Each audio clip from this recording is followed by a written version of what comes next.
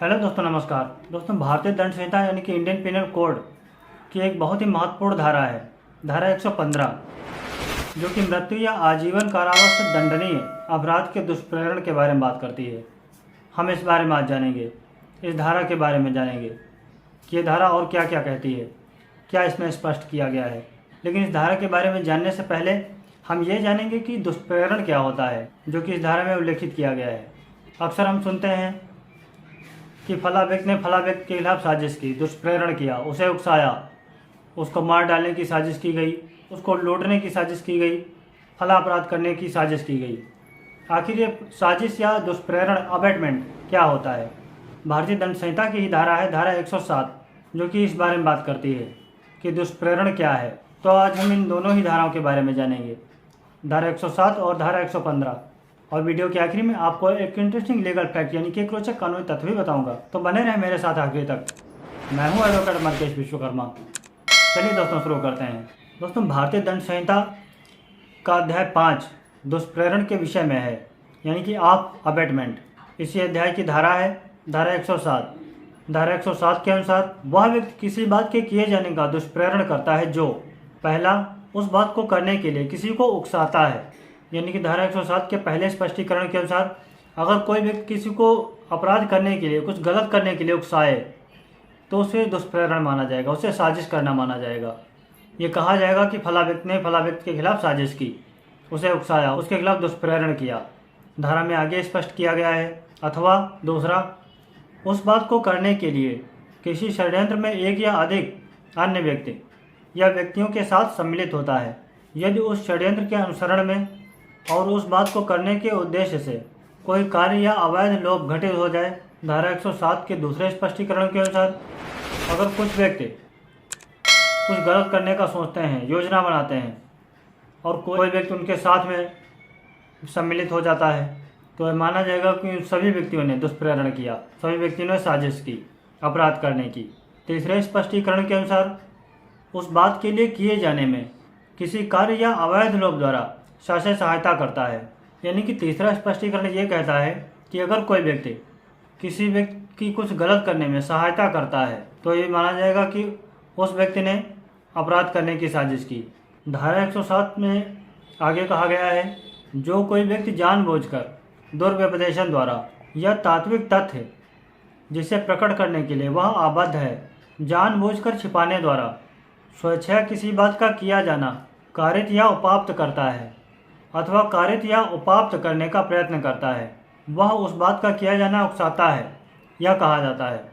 यानी कि धारा 107 में आगे कहा गया है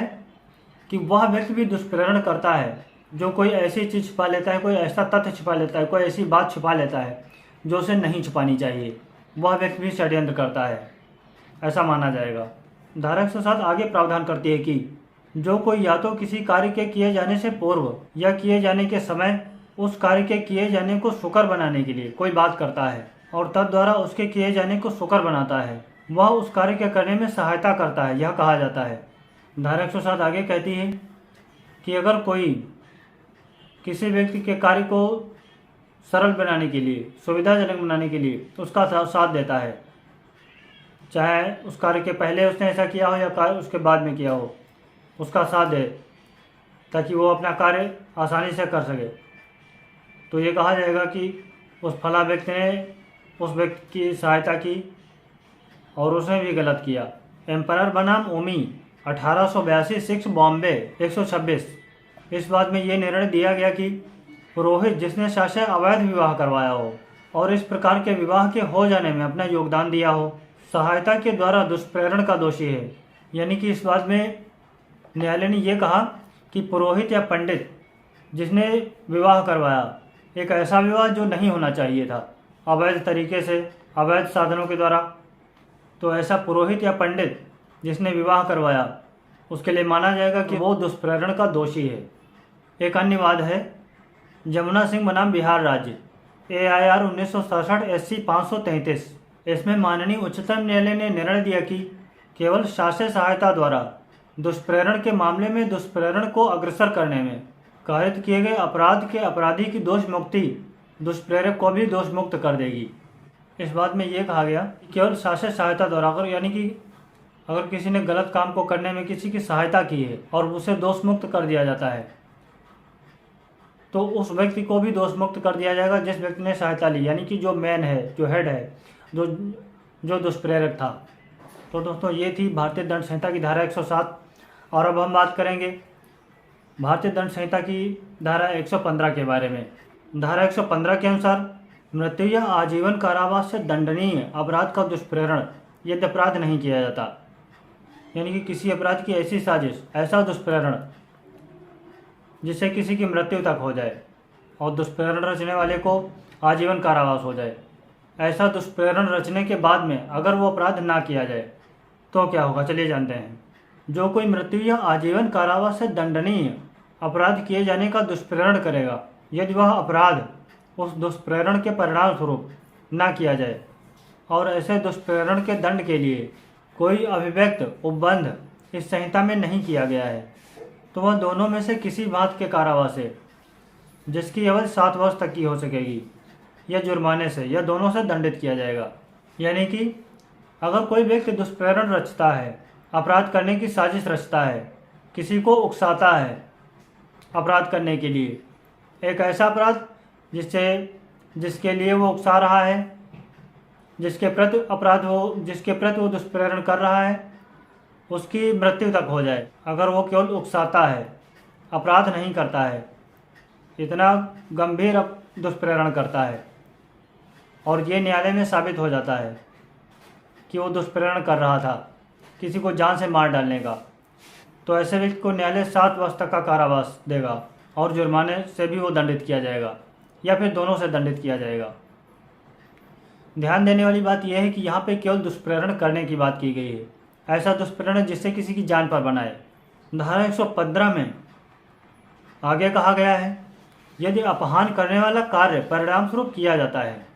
यदि ऐसा कोई कार्य कर दिया जाए जिसके लिए दुष्प्रेरक उस दुष्प्रेरण के परिणाम स्वरूप दायित्व के अधीन हो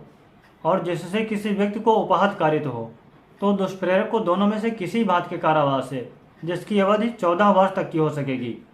या जुर्माने से, या दोनों से दंडित किया जाएगा। यानी कि अगर कोई व्यक्ति किसी व्यक्ति के लिए साजिश रचता है, गंभीर साजिश रचता है, गंभीर दुष्प्रेरण करता है, किसी को मार डालने की,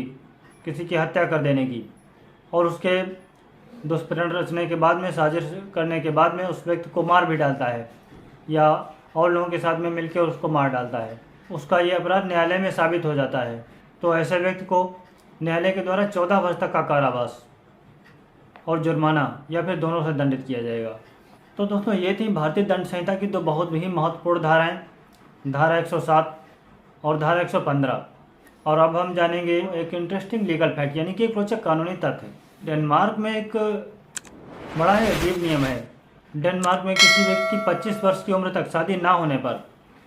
लोग उसके ऊपर दालचीनी डालने लगते हैं। इस फैक्ट के बारे में आप अपनी राय कमेंट बॉक्स में ज़रूर लिखिएगा और इस वीडियो के बारे में अपने सुझाव या शिकायतें कमेंट बॉक्स में ज़रूर बताइएगा।